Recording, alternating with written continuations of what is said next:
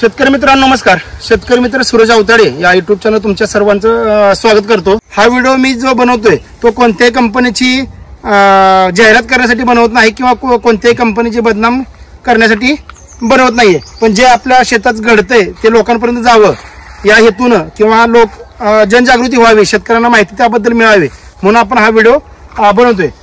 तर आंबा लागवड म्हणजे ते कलम बनवण्यापासून हार्वेस्टिंग पर्यंतचे, आंबा पिकवण्यापर्यंत, आंबा बॉक्स पॅकिंग करण्यापर्यंतचे आपले व्हिडिओ आहेत. ते जर तुम्ही बघितले नसतील तर नक्की एकदा आपल्या चॅनलला भेट द्या. व्हिडिओ आवडले तर लाईक करा, चॅनलला सबस्क्राईब करायला विसरू नका. आणि व्हिडिओमध्ये जी काही तुम्हाला माहिती आपण देत असतो ती माहिती तुम्हाला कशी वाटली ते कमेंटद्वारे कळवायला विसरू नका. तुम्हाला माहिती चांगली वाटली, तुम्हाला त्याचा फायदा झाला तर नक्की कमेंटमध्ये लिहा की आम्हाला बाबा चांगली वाटली. तुम्हाला असं वाटतं की माहिती जी दिलेली आहे ती तुमच्या कुठल्याही फायद्याची नाही किंवा त्यामुळे तुमचा तोटा झाला, तसं असेल तर अवश्य तुम्ही कमेंटद्वारे कळवा, जेणेकरून आपले व्हिडिओ बघून लोकांचे जर नुकसान होत असेल तर नुकसान होणार नाही. कारण आपण जे काही व्हिडिओ बनवतो, जे आपल्या शेतात आपण स्वतः करतो ते तुमच्यापर्यंत सांगण्याचा आपण प्रयत्न करत असतो. कारण की हुंटावरून शेळ्या राखणं खूप सोपं आहे. दुसऱ्यांच्या प्लॉटमध्ये जाणं आणि तिथं फक्त पोपटपंची करून लोकांना माहिती देणं किंवा सांगणं हे तुम्ही करा, ते करा. पण ज्यावेळेस त्या गोष्टी आपण स्वतः करत असतो त्यातील सगळ्या बारकावे किंवा त्यातल्या अडचणी, मग ते मजुराचा प्रश्न असेल किंवा त्यावर होणारा खर्च असेल, सगळ्या गोष्टी असतात. मग त्या गोष्टीचा विचार करणं तर आपण ज्या लोकांना सांगतो त्यावेळेस त्या गोष्टीचा विचार करत नाही. पण या बऱ्याच गोष्टी आम्ही ज्या स्वतः करतो त्या लोकांना सांगतो आणि लोकांना सांगताना आम्ही अगोदर केल्यामुळं ते फायदेच आहेत, तोटेच आहेत, त्यात काय अडचणी आहेत ते आपण समजावून मग लोकांना सांगत असतो. तर आजचा व्हिडिओ बनवण्याचा पाठीमागचा उद्देश, आता ह्याच्या अगोदर पण माझे 2-4 व्हिडिओ आहेत, मागच्या वर्षीचे पण आहेत, की आंबा बागेत बॅगिंग केलं पाहिजे. आता ह्या वर्षी जर बघितलं तर आता सध्या पण 37-38 पर्यंत टेम्परेचर जाते. मागच्या वर्षी 42-43 पर्यंत आमच्या भागात सोलापूर जिल्ह्यात होतं. आता ह्या वर्षी 100% अजून 1-2 सेंटीग्रेडनं वाढणारच आहे. ऊन वाढतंय तसे प्रॉब्लेम वाढतात आणि आंबा हे आपलं उन्हाळ्यात येणारं पीक आहे. तर बॅगिंग आपण करतो, त्याच्या मी बरेच वेळा फायदे सांगितले की त्याच्यामुळे काय होते. सगळ्यात महत्वाचं म्हणजे सनबर्निंग. जो ऊन चट्टा असतो सकाळी जे असं फळावर डायरेक्ट ऊन पडतं आणि त्याला फळावर डाग पडतात. तर आता इथे एखादं फळ उघडं नाहीये, डाग पडतात. मग त्यासाठी आपण सांगतो की इथं आहेत फळं, जरा जवळ दाखवू. आता इथं 3 फळं आहेत. हे 2 फळं लहान वाकडेत, आपण त्याला बॅगिंग केलं नाही. एक मोठ्या फळाला त्याचं मोठं फळ येत आहे त्याला आपण बॅगिंग केलंय. हे जो प्रकार झाला आहे त्याला आपण सनबर्निंग म्हणतो, ऊन चट्टा किंवा धूप चट्टा. त्यानं काय होतं, तुमचं फळ उन्हाच्या जिथं ज्या बाजूने ऊन पडलंय तिथं पिवळा चट्टा पडतो, तिथं फळ खराब होतं आणि ते फळ मग मार्केटला चालत नाही, व्यापाऱ्यांना चालत नाही आणि त्यामुळे आपलं नुकसान होतं. म्हणून आपण सांगतो की तुम्ही बॅगिंग करा, इंग्लिश पेपर लावा किंवा तुम्ही आता जसं मागच्या काय व्हिडिओमध्ये सांगितलं की आमच्या सांगोला बागेत अगोदर 2-4 वर्षापूर्वी सनबर्निंगसाठी डाळिंब पिकावर सरळ साड्याने पूर्ण बाग झाकली जायची. ते पण तुम्ही प्रयोग करून बघू शकता. किंवा बॅगिंगपेक्षा मेडिकलमध्ये जे तुम्हाला पाऊच मिळतात, आता गोळ्याला द्यायला जे कागदाचे पाऊच असतात तसे मोठ्या प्रकारचे पाऊच असतात मोठे, ते पाऊच आणून तुम्ही पण वापरू शकता. कारण की आता बॅगिंगचं गणित जर आपल्याला मान्य झालं तर थोडा खर्च 100% ह्याला खर्च वाढतोय. आणि याच्या व्यतिरिक्त याचे फायदे म्हणजे चिकटा येत नाही, डाग पडत नाही. पावसात तुम्ही ज्यावेळेस औषध फवार करता, आता ह्या काळात आपण साईज वाढीला वगैरे औषधे आपण खतं मारत असतो किंवा काही बागेत जास्त गर्दी असते, तुडतुडं असतात, त्यावेळेस त्यांना तुडतुड्याच्या औषध घ्यावी लागतात. मग ती जर सरळ फळावर पडली तर फळात पण त्याचे अंश उतरणार आहे. मग जर बॅगिंग असेल तर तुमचं औषध मारा किंवा पाऊस द्या, फळावर पडत नाही, बॅग भिजत नाही. हे त्याचे फायदे सांगितले. चिकटा येत नाही, कलर एकसारखा सुंदर येतो. पण याचे तोटे जर बघायचं झालं तर आज आपण विचार केला बाजारात ₹1.80-90 पैशापासून ₹2, ₹2.5 पर्यंत बॅग आपल्याला मिळते. मग ती कंपनी वाईज त्यांच्या साईजनुसार, त्यांच्या क्वालिटीनुसार वेगवेगळे असते. पण जर आज आपण ॲव्हरेज ₹2 पकडू, ₹1.90 म्हणजे आपल्याला वाहतूक वगैरे जर म्हटलं तर आपल्याला ₹1.90, ₹95 किंवा ₹2 पर्यंत आपल्याला पडते असं आपण गृहीत धरू. आणि तुमचा जर आंबा हा 200-250 ग्रॅम किंवा नॉर्मली 250 ग्रॅमचा जर आपण पकडला तर 1 किलोमध्ये आपले 4 आंबे बसतात. मग बॅगिंगचा खर्च आपल्याला म्हणजे 1 किलो मागं फक्त बॅगिंगचा खर्च हा जवळजवळ 4 फळाचा ₹8 झाला. आणि ज्यावेळेस आपण बॅगिंग लावतो त्यावेळेस कमीत कमी 50 पैसे इतका आपल्याला बॅग लावायला खर्च येतो. मग आणि परत व्यापारी ज्यावेळेस आपल्या बागेत माल बघायला येतो त्यावेळेस सांगतो की अगोदर बॅगिंग काढून घ्या, भैया ये नहीं चलता है, पहिले बॅग निकालो. आले आले ते व्यापारी ते म्हणतात, कारण त्यांना तो मालाची क्वालिटी दिसत नाही, साईज दिसत नाही, त्याची शायनिंग दिसत नाही किंवा अंदाज येत नाही की बागेत माल किती आहे. त्यासाठी व्यापारी आले की अगोदर म्हणतो सगळं बॅगिंग निकाल के ले लो, बाद में देखेंगे. मग त्यावेळेस आपल्याला बॅगिंग आपल्याला स्वतःलाच काढावं लागते आणि तो काढण्याचा कमीत कमी खर्च 50 पैसे. म्हणजे तसा विचार केला आपण तर एका फळाला आपल्याला सर्वसाधारण 3 रुपये खर्च येऊ शकतो. कमीत कमी येतो तेवढं, त्याच्यापेक्षा जास्त पण येतो. जर तुमची झाडं उंचावर आहेत त्यावेळेस तुम्हाला बॅगिंग करणं शक्य नसते किंवा लवकर उरकत नाही. मग ते स्टूल घ्या, खुर्च्या घ्या, मग ते खाली वर करण्यात त्यात वेळ जातो. त्यावेळेस तुम्हाला 50 पैशापेक्षा पण जास्त खर्च येतो लावायचा आणि काढायचा पण त्याच पद्धतीत येणार आहे. मग आपल्या धरून चालू आपण 3 रुपये खर्च झाला एका आपल्या फळाला, तर 1 किलोसाठी आपल्याला 12 रुपये खर्च झाला. आपला जर समजा खर्च 200 ग्रॅमचा तुमचा आंबा असेल तर 15 रुपये, म्हणजे 12 ते 15 रुपये प्रति किलो आपल्याला इतका खर्च येतोय. आणि मग आपण ज्यावेळेस बाजारात आपण आपला माल विकणार आहोत त्यावेळेस आपल्याला तो जो फरक आहे तो एक्स्ट्रा वाढून मिळतोय का याचा पण विचार करणं गरजेचं आहे. समजा बाजारात आता माल 50 रुपये किलो आहे, तुम्ही बॅगिंग केले आणि तुम्हाला 60 रुपये मिळतोय, जरी 10 रुपये एक्स्ट्रा मिळत असेल तरी तुमचा तोटा आहे. कारण ऑलरेडी तुमची निवेश म्हणजे जो खर्च आहे तो तुम्ही 14-15 रुपयाच्या आसपास, म्हणजे 12 ते 15 रुपयाच्या आसपास किलोला तुम्ही खर्च केलेला असतो. मग विक्री करत असताना किमान तुम्हाला 20-25 रुपये जर एक्स्ट्रा मिळत असतील, बाजारभावापेक्षा जास्त मिळत असेल बॅगिंगच्या मालाला आणि विदाउट बॅगिंगच्या मालाला, तर मग बॅगिंग करायला आपल्याला परवडेल. पण आता मी सांगतो तुम्हाला 25 रुपये जर एक्स्ट्रा आले तर परवडेल. पण ह्यात आपला जवळजवळ 15 रुपये खर्च झालेला आहे, म्हणजे 10 रुपये आपल्याला किलो मागे एक्स्ट्रा मिळतात. पण प्रत्येक नाण्याला 2 बाजू आहेत, फायदे आणि तोटा. हे आता सगळं मी फायदे सांगितलं, पण यात तोटा म्हणजे खर्च तर आहे.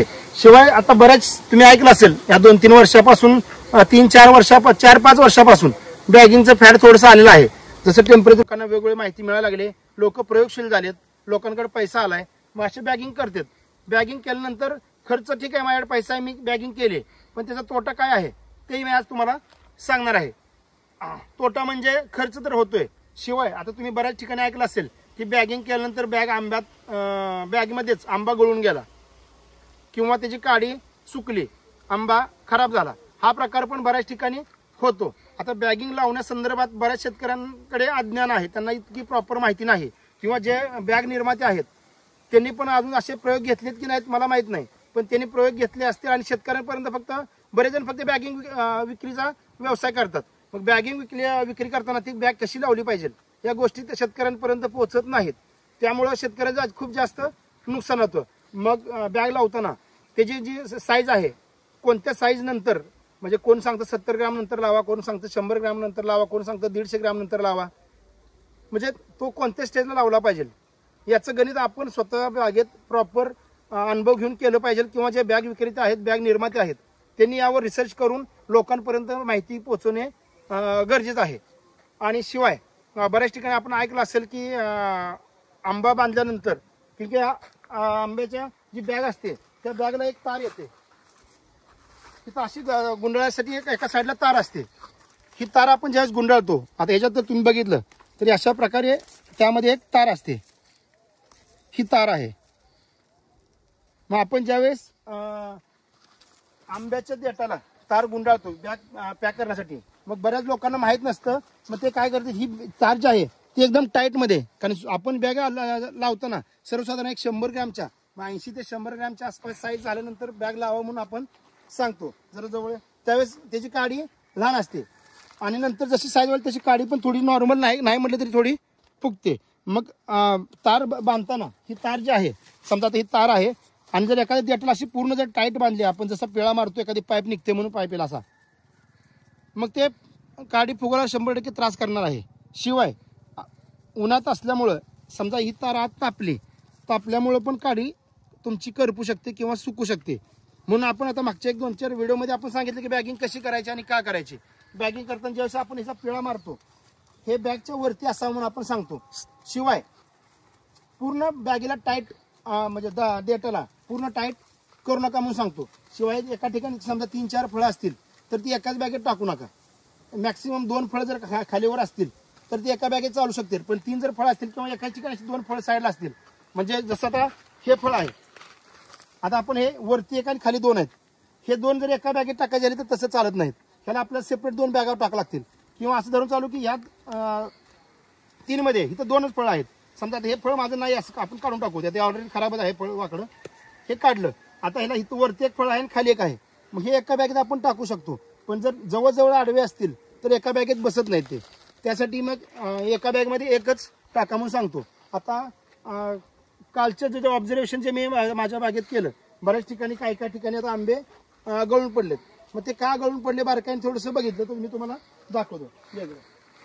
5 किंवा 6 मार्चला आपण केले, म्हणजे आपले 14-15 दिवस झाले असतील. आणि जर आता जर आपण बघायचं झालं,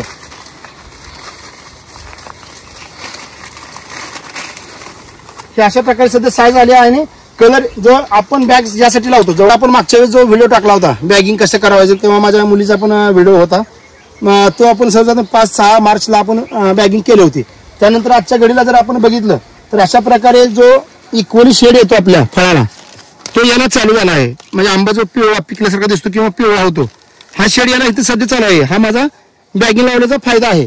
किंवा या कोणताही डाग पडला नाही, किंवा आता माझ्या बागेत सध्या चिकटा नाही, पण ज्या ठिकाणी चिकटा असतो त्या चिकटाचे डाग पण फळावर पडत नाहीत. माझे त्याचे जे डिसएडव्हान्टेज आहेत, जो तोटा आहे, जो मी काल ऑब्झर्वेशन केला तर 2-4 जण मी टाकायचं म्हणत होतो.